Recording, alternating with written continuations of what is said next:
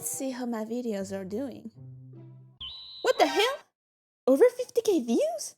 What? In my last video on this topic, I broke down 4 female character tropes and showed good and bad examples for each one. I noticed that a lot of people agreed with me, so I thought, hey, why not make a part 2 to this? So yeah, for this one, I did more research and found 4 new tropes that I break down just like last time. By the way, I'd like to thank you all for the attention it gets. It really means a lot to me. Like seriously though, this is so cool! If you're new here, welcome to my channel. I'm Windy and I make videos on cartoons. So let's get started. The damsel in distress is clearly a very outdated trope. Like, I only see it in old medias. It has existed for centuries and was especially prominent during the 20th century. Today, however, it is largely disappearing. I've recognized it as sexist and also a form of lazy writing, because the female character is often reduced to nothing more than a plot device. She rarely has her own motivation or personal development, and is not even a side character with independent goals. Instead, she exists purely to be rescued, which reinforces harmful stereotypes about women being weak, passive, or incapable of solving their problems, and in always need of a strong man. Man, this cliché feels like a little baby girl instead of a grown-ass woman. What makes this trope frustrating is how it strips away the character's potential. It positions her as the reward for the hero's journey instead of a participant in the story's conflict. Even when she's given some importance, it's usually symbolic. She represents purity, love, or innocence, but never her own strength.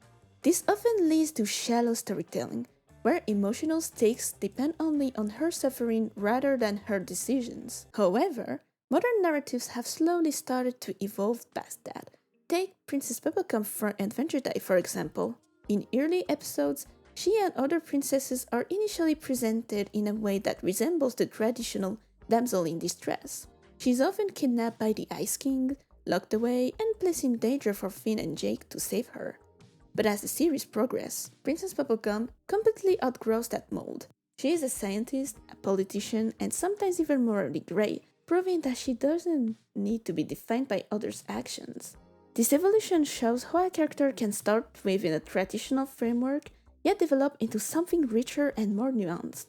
Bubblegum's journey represents a larger shift in storytelling, from women being just passive figures in need of protection to fully realized individuals capable of leading, inventing, and making mistakes. This highlights an important distinction. The problem is not inherently the trope itself, but rather lazy execution. When a character is written without depth or autonomy, the trope feels harmful and overused. But when writers use it as a foundation to challenge expectations, it becomes a form of commentary rather than a repetition. Considering a social context, including the rise of feminism and increased awareness of gender representation, it is easy to understand why the damsel in distress has become controversial. Ultimately, the damsel in distress reflects how storytelling once mirrored society's perception of gender roles. But times have changed, and so have expectations. The modern audience doesn't want a story where the woman waits to be saved. They just want a compelling person. The femme fatale or seductress is a classic trope in storytelling.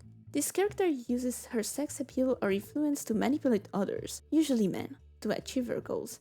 She is confident, mysterious, and alluring, often drawing people into dangerous situations through charm and wit. The femme fatale is powerful, but her power is almost tied to her ability to attract and deceive.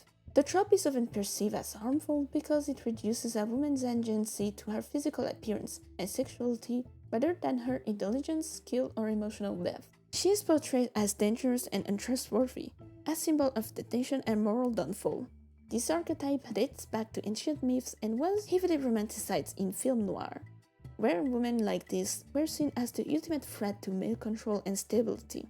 However, the issue isn't the existence of the femme fatale, it's when she is defined only by her allure. A shallow version of the trope turns her into a one-dimensional fantasy, written to titillate rather to intrigue. She becomes a stereotype, manipulative, deceitful, and seductive for no reason other than to serve the plot or highlight a male character's weakness. In this form, the trope reinforces the idea that women's power is inherently dangerous or immoral, but when executed with nuance, the femme fatale becomes something far more interesting, complex, layered, and even sympathetic. If she's given a backstory, emotional motives, or moral conflict, she transcends the cliché and becomes a study of autonomy and self-preservation. For instance, Shego from Kim Possible embodies the seductive confidence typical of the trope, but she also displays sarcasm, humor, and surprising emotional awareness. She's not just a manipulative villain. She's competent, intelligent, and capable of genuine moments of connection,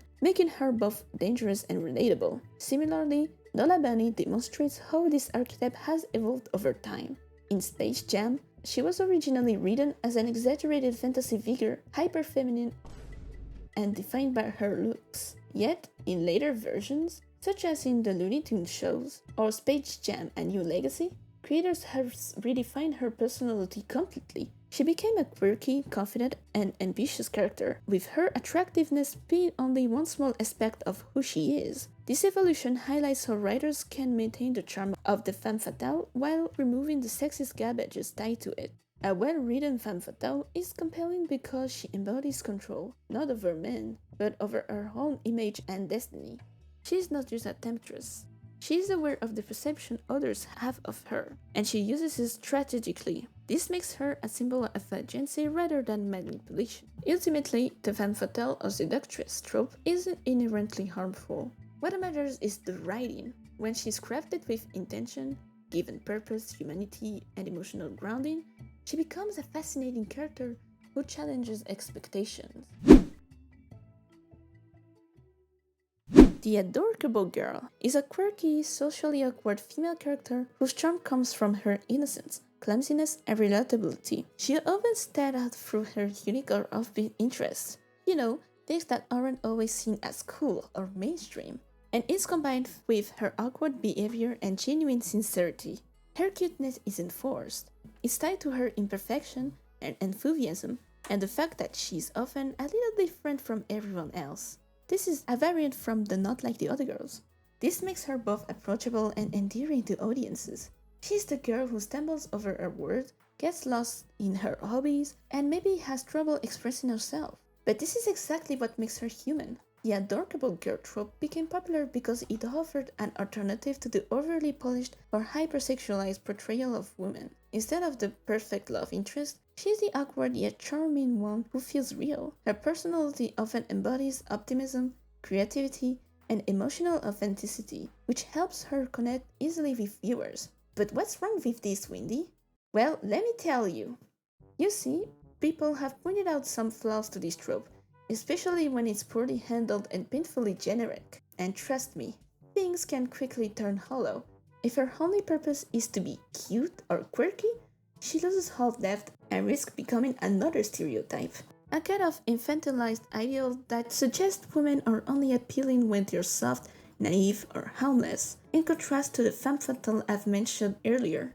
This version of the Adorkable Girl lacks inner strength, ambition, and personal flaws beyond her awkwardness. It's just surface-level characterization that mistakes personality traits for genuine humanity. But of course, this is just when she is poorly written. A well-written Adorkable Girl, however, has substance beneath the charm. Rapunzel from Tangled is a perfect example. I've already talked about her in my previous video on the same subject as the good example of the Not Like the Other Girls trope. She is bubbly and excitable, but her artistic curiosity and emotional depth make her more than just a cheerful face. She's creative, introspective, and capable of standing up for herself. On the other hand, we also have Raven from Teen Titans, who shows a totally different angle. She's reserved, sarcastic, and socially awkward, but her emotional struggles and moral complexity make her deeply compelling. Both characters demonstrate that the trope thrives when balanced with emotional depth and self-awareness. Another modern example is Marinette Dupain from Miraculous Ladybug. Her shy and clumsy nature makes her instantly relatable. She panics over her crush, overthinks situations, and often fumbles through life. Yet, she's also courageous, talented, and determined. Her creative side as a designer and her sense of responsibility as Ladybug show that awkwardness doesn't mean weakness. Even if later writing made her, let's say, inconsistent, Her foundation as an adorable girl remains one of the most authentic and beloved part of her character. Ultimately, the adorable girl trope isn't inherently bad. Like I said, all that matters is the writing. In fact, it became popular precisely because audiences were craving for more relatable female characters. Now let's talk about the sidekick girl. She is a female supporting character whose primary role is to assist, support, or complement the main protagonist. She is often depicted as the bestie, the sister, or companion, and her narrative presence frequently revolves around the action and decision of the main protag. When poorly executed, this trope can reduce her to little more than an emotional support, comic relief, or just a plot device. Her own life, goal, and personality are left unexplored. In such cases, the character feels secondary, not just in screen time, but in importance. However, the trope itself is not inherently negative. Well-written sidekick characters can have depth, ambition, and individuality that extend beyond their role in the protagonist's journey. Take Alia Caesar from Miraculous Ladybug, for instance. She is loyal and supportive of Marinette, but she also maintains her own life and interests, like journalism and running the Lady Blog. This allows her to be recognized not just as a helper, but as a person with her own agency, choices, and development. She even becomes a key character after Marinette became the guardian of Miraculouses. Sidekicks like Alia prove that the trope works when a character grows alongside the protagonist, rather than orbiting passively around them. Historical examples show the evolution of the sidekick girl. Take April O'Neil from Teenage Mutant Ninja Turtles, initially appeared as a token female presence in a male-dominated cast, as I've mentioned in my previous video. She serves primarily as a supportive figure with primal personal growth. Over the time though, April evolved into a fully realized character with her own ability, agency, and humor. In the 2012 series, for example, she gains significant narrative importance and even superpowers, which is kinda sick. While in Rise of the TMNT, she's no longer simply the sidekick. Her personality, skills, and role within the team are distinct and compelling. This progression illustrates that strong writing can elevate a supporting character into an essential and memorable part of the story. Ultimately, a thoughtfully written sidekick is not limited to assisting. She contributes, evolves, and thrives alongside the hero, transforming what could be a shallow role into a fully realized individual whose presence enriches the story as a whole. After analyzing these with examples, we can see that the problem is not really the trope at its core, but its execution, obviously. If the trope is used lazily to the point where it's just stereotypical and painfully generic, well, this is nothing more than bad writing, and some people can find this demeaning. However, if writer adds more depth to these known tropes, we will have very compelling characters like the example I've cited before. So, thank you so much for watching this video. If you enjoyed it, hit the like button and subscribe and turn the notification on to not miss any upcoming content. And don't forget to share your thoughts about this trope in the comment section down below. So yeah, goodbye!